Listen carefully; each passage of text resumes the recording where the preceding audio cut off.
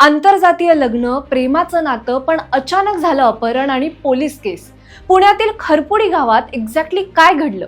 तर प्राजक्ता आणि विश्वनाथ गोसावी हे दोघे प्रेमात पडले, आंतरजातीय लग्न केलं. पण प्राजक्ताच्या कुटुंबियाचा याला प्रचंड विरोध होता. ते मुलीला जबरदस्तीने घेऊन गेले आणि हा व्हिडिओ सोशल मीडियावर व्हायरल झाला. पोलिसात केस देखील दाखल झाली.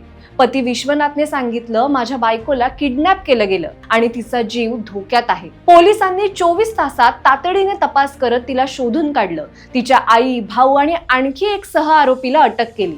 पण इथून एका वेगळ्या नाट्याला वळण मिळालं. आता प्राजक्ताच्या माहेरच्यांचं म्हणणं आहे की विश्वनाथचं आधीच एक लग्न झालंय आणि त्याने प्राजक्ताला फसवले. आता प्रश्न पडतो की हे प्रकरण नेमकं काय आहे? प्रेम, आंतरजातीय विवाह की फसवणूक?